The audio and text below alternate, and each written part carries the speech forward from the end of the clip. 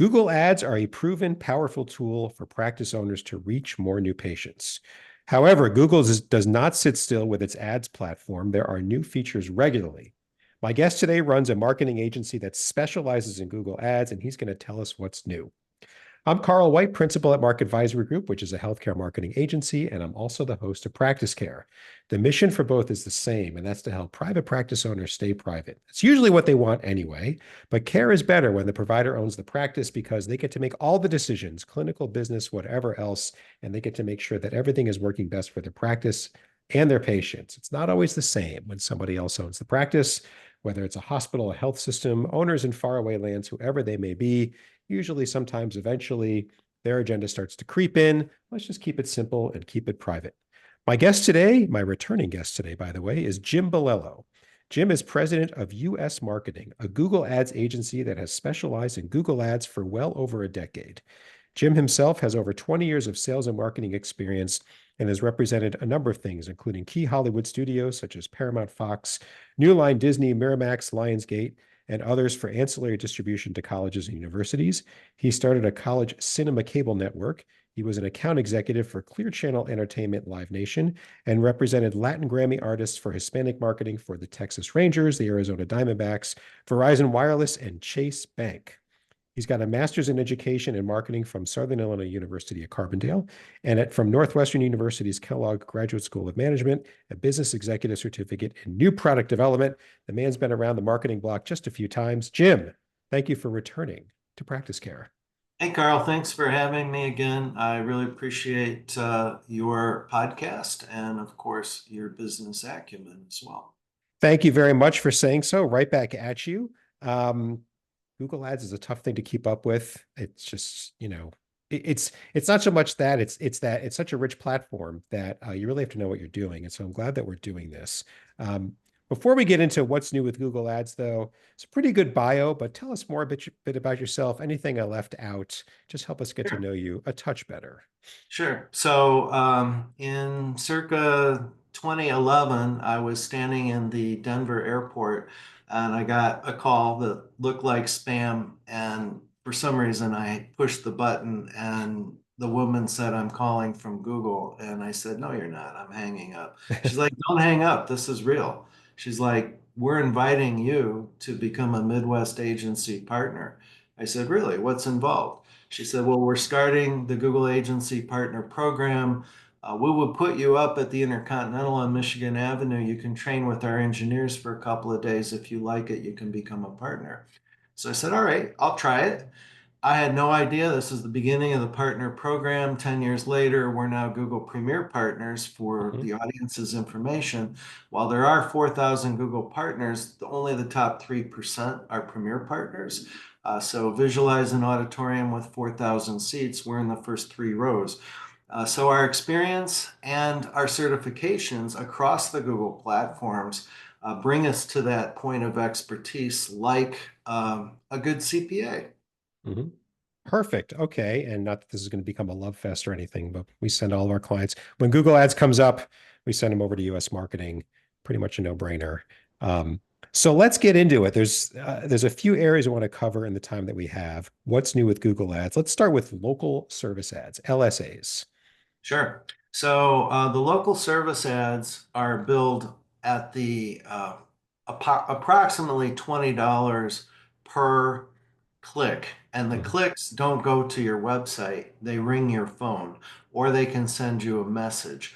These are the ads that appear at the very top of the screen. Typically, service professionals like realtors, lawyers, locksmiths, and Mhm. others will use these. However, one of the things people don't realize is, like the map pack, which Carl, you're very familiar with, the Google Mhm. My Business map, you're not guaranteed of being in that first listing across the top. Yeah. And you do not have the ability to adjust your ads at a very granular level. So if somebody clicks and they call, you had better answer or you will blow it and you will be charged. Mhm. If you're really conscientious and you've got at least $1,000 a month to put into the LSAs, they can work for you, but they don't allow you to adjust the ads along the same level of optimization in the professional Google platform. Give you an example. You cannot add negative keywords to block calls you don't want. You Really? yeah, you you cannot make bid adjustments for location or device. You Hmm. roughly designate your profession, but you cannot make audience adjustments or demographic adjustments.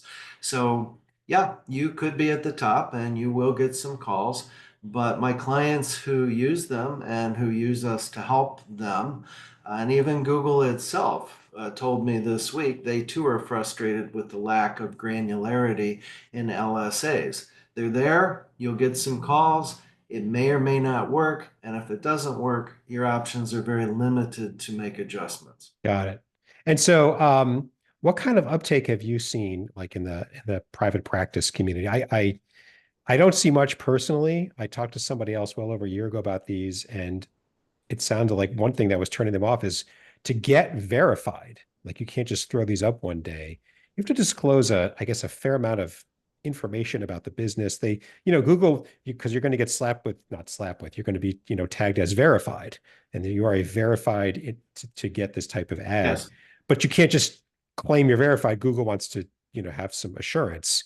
You have to Yes. share a fair amount of information. Is that right? And some of them were like, I don't want to tell Google all this about me. Yes. However, I will say in today's prolific uh, phishing, spammer, hacker environment, Hmm. uh, Google is leading in terms of eliminating fraudsters.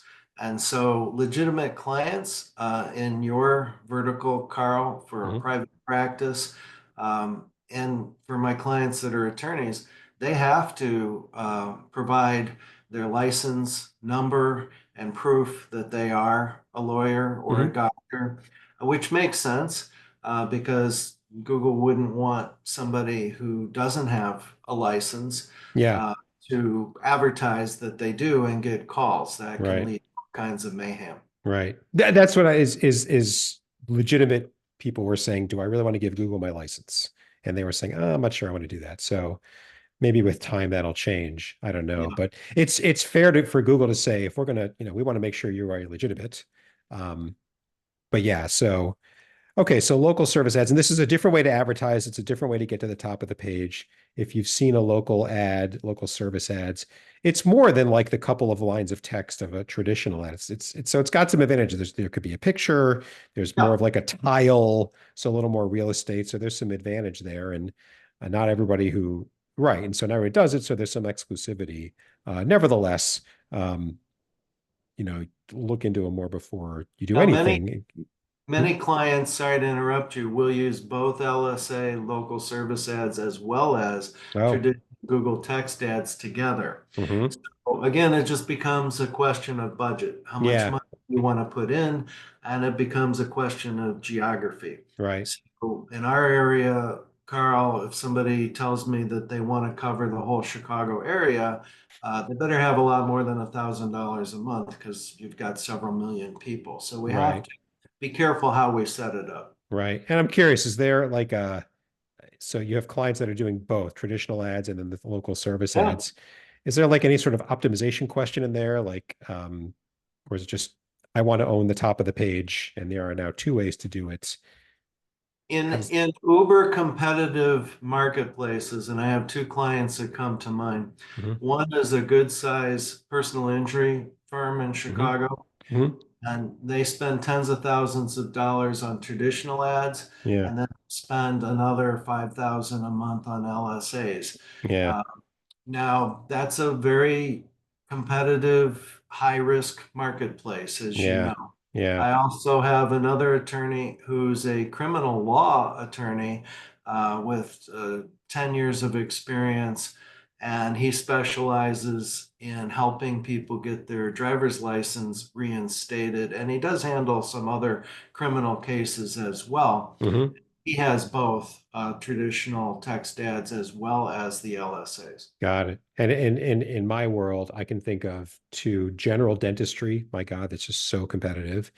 And mental health care, so psychologists, psychiatrists, counselors, so competitive. And particularly like in organic search for that one, page one is filled with directories. So Psychology Today and Yelp and the 10 best, this an individual practice ranking up there.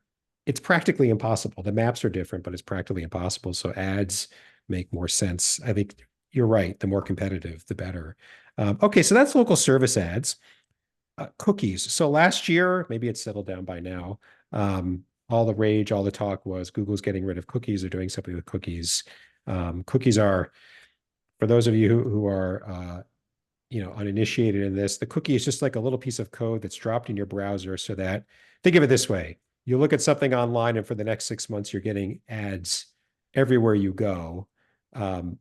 For what you just looked at. That's because a cookie was dropped in your browser and now they know where to find you.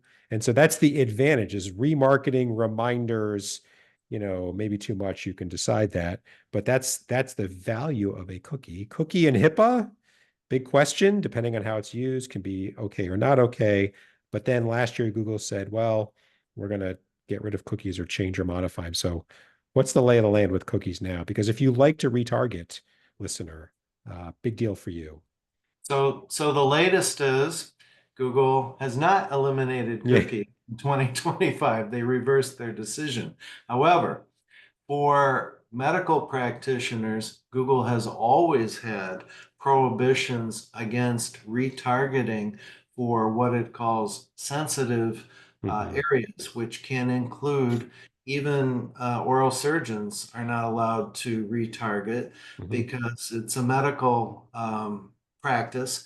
And Google is very conservative, believe it or not, when it comes to not attracting lawsuits and Mhm. follows HIPAA and make sure that clients that do practice medicine sign a waiver that says they will not misuse private information like phone call data that comes in from ads, Mhm. but Google will not allow a retargeting based on IP addresses and cookies because they do not want a computer that sits perhaps in the den of the family room Mhm. to be served ads from a medical practitioner, and people who are not the potential patient may see those ads and Right. wonder, why am I being served with these ads? Right. However, we have a workaround, which is called the Google Display Network. It is not retargeting. Yeah. However, it can be very effective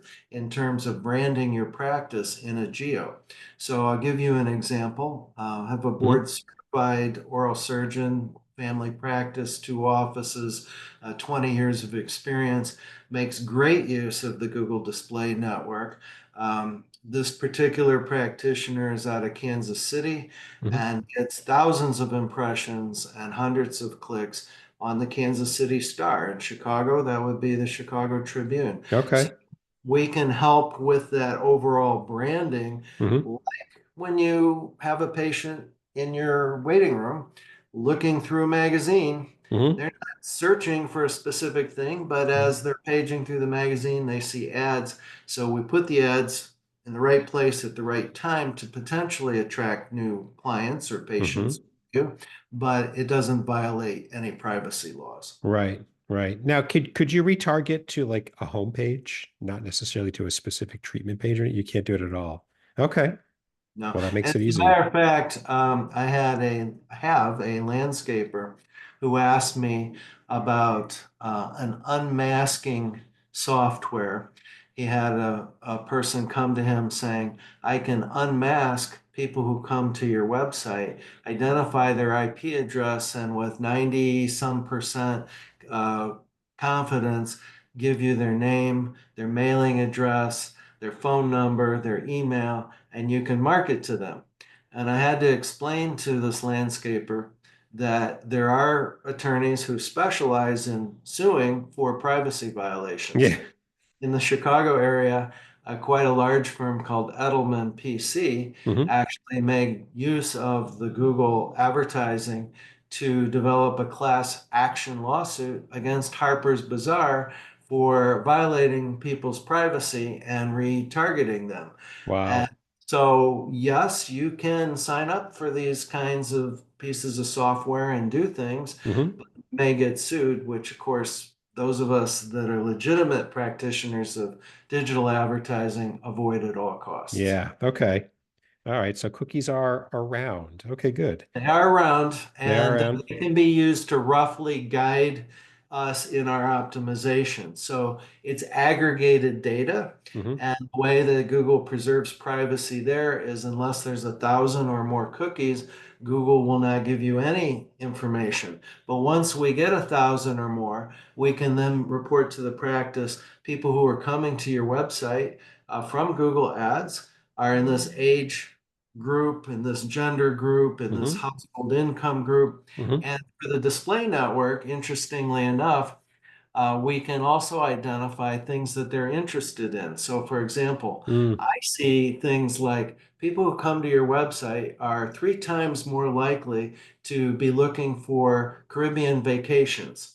And so, even though Caribbean vacations may not have anything to do with your practice area, if we see that and you decide for a very reasonable cost, like $10 or $20 a day, putting ads out on the display network, we can put them next to ads for Royal Caribbean, Right.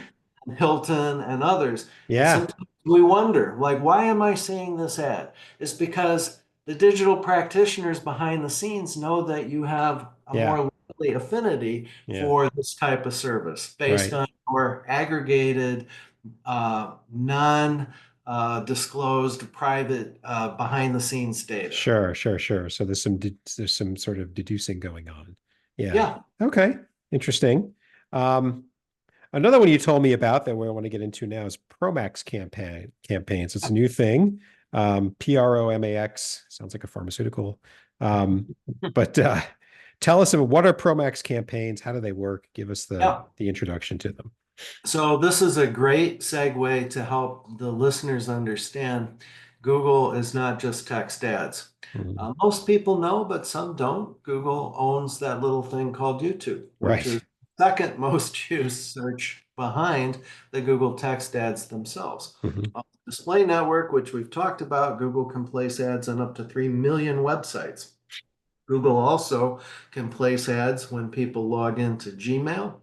And when they're logged into Chrome browsers, they use all of that data to show people on the map pack. Mhm. Uh, so, for example, in the old days, about 18 months ago, before Google did Promax, we would develop a text-based campaign, and then we might have a display campaign.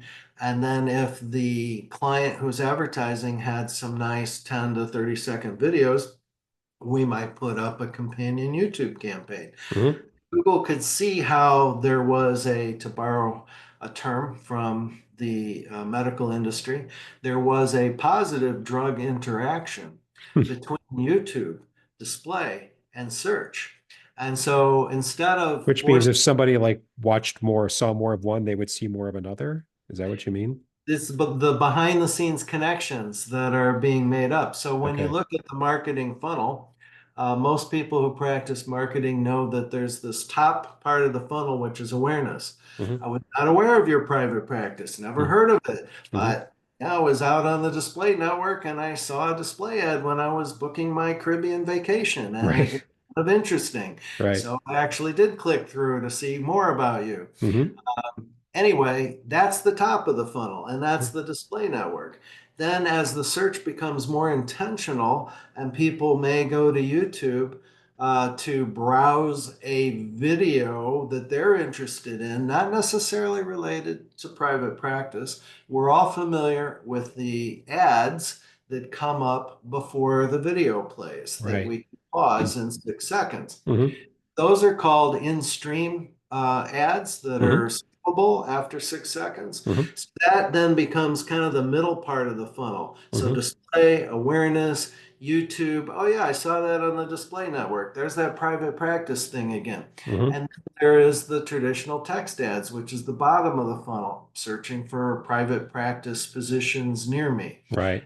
So those tend to be the most expensive. So anyway, ProMax combines all of them. So Okay. the Google engineers thought, well, instead of forcing people to build out display, YouTube, Gmail ads, we'll put them in one campaign type where we'll show ads across all of these. Wow. However, big caveat. Yeah. In the old days, 18 months ago, Google said, yeah, put up the Pro Max. And Google will use all of us as beta testers. And Pro Max does not work out of the box by itself. It needs signals. And what we have learned, and I'm sure this will change in another few months, but Right. it's constantly evolving. But for right now, the Pro Max campaigns work best in combination with the traditional text search ad, where behind the scenes, Google can see what the search terms are. And Promax, when you build an account for a client, you can put several different campaigns, as I told you, YouTube display. So you can start with a text-based traditional ad, and once those start to get some calls and some clients, then you build a Promax at half the cost, and the two work together. So Promax is learning off of, Yeah, yeah. yeah. But if you Mm. put up Promax by itself, it tends not to work. Because it has nothing to learn off of. It's just sort of guessing. Yeah. It's the AI, the machine learning, but this is where we get paid Hmm. because of our human intelligence. Hmm. You can certainly eventually have an AI machine learning model that will learn what you want, but you can waste thousands of dollars before the machine learns. Right. So, like your CPA, who will consult with you on, well, what's your business organization? Are you an Hmm. LLC? Are you a professional corporation? The CPA will use his or her human intellect to interface with the labyrinth of tax laws. Right. So Google Premier Partner, we use our 10 years of experience, certifications, and actual practice to counsel clients as to what will work to achieve their objectives within their budget. About how much learning would you say Promax needs before you say, okay, let's go turn on a Promax now? Usually a couple of months. However, I have seen clients who will start with traditional text ads, but their website is not working to show us what conversions are occurring because they plug in a widget like Practice Better or something else that takes people off of their domain. So let's say your website domain was drbrownprivatepractice.com. Hmm. So I'm driving potential patients to Dr. Brown privatepractice.com, and the patient says, "Yeah, I want to schedule, a time to come in," Hmm. and they click a button and they leave Dr. Yeah. Brown and they go to Practice Better, which then Google can't see and it can't track. And even though Practice Better and others say, "Oh yeah, we have tracking," that's on their domain. So Hmm. we've got to have Google Analytics work on Hmm. the practice's domain with calendaring and other things so that the algorithm can see what a true patient Yeah. conversion looks like. And when you get enough of those, then the Pro Max will work. Yeah. Yeah.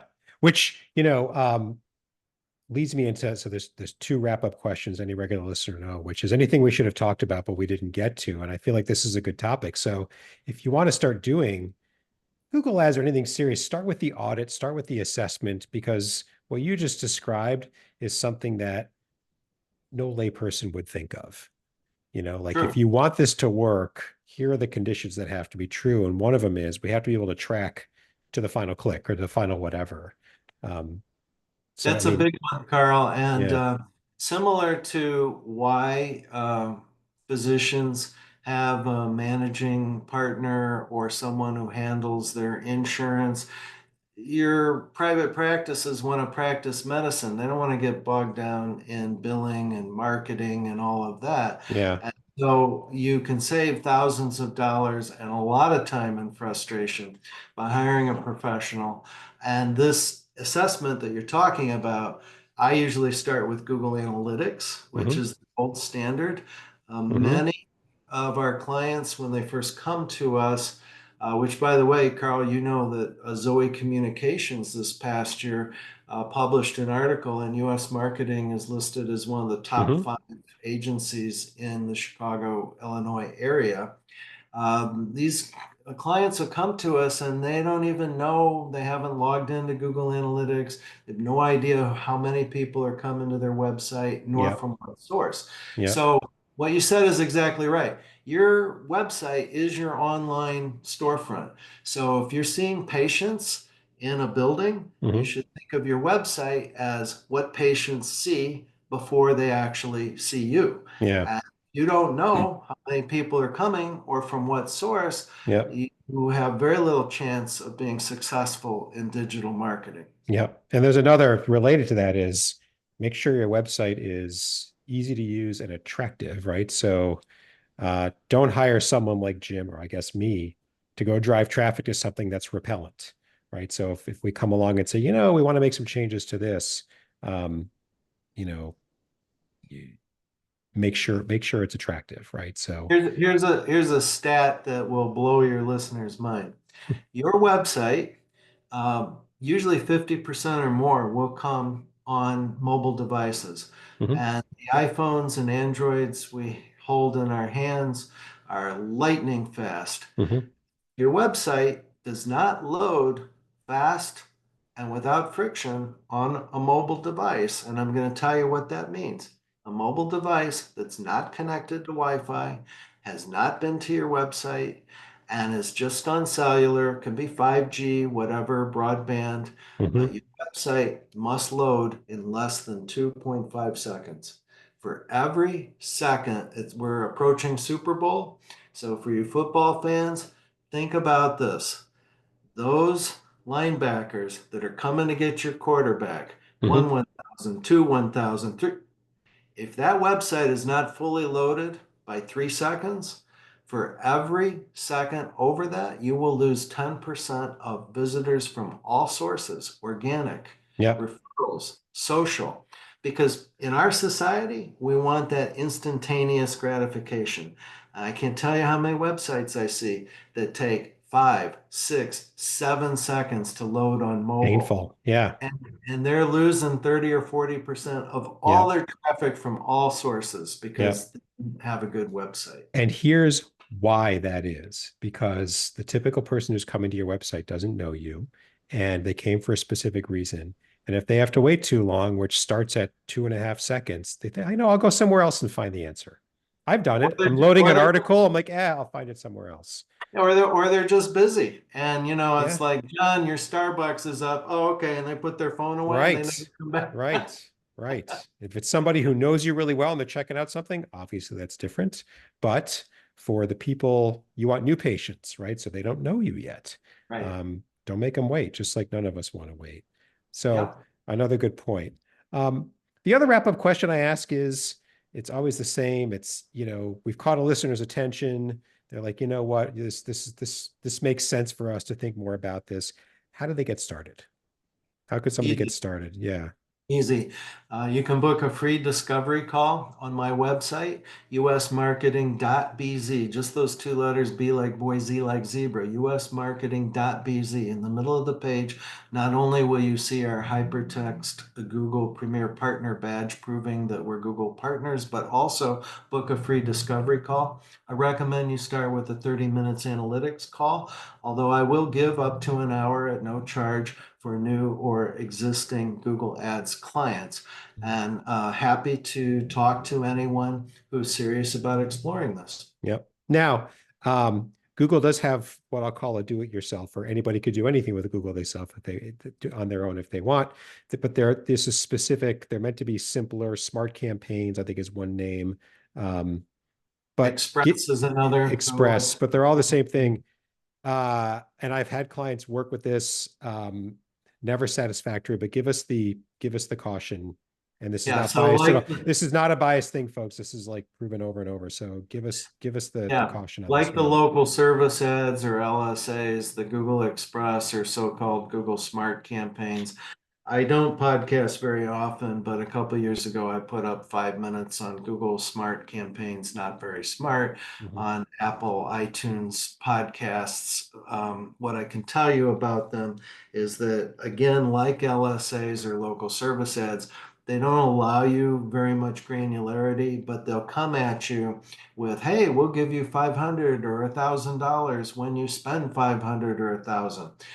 We can do the same thing as Google Premier Partners. However, we do not recommend these Smart or Express ads because they're very limited in how you can optimize, and they tend to spray your ads over Right. an area to reach a wide audience, not only on search, but on their display network websites. And if you don't really watch them and know what you're doing, you can easily spend thousands of dollars and not get any results. Yeah. I have a new client last month that had a Google Express campaign, and I said, well, let's see, you paid about $2,600 over the past 2 months and you got 3 calls. So what does that break out to? About $700 a call? Mhm. And she's like, oh my God. I said, Yeah.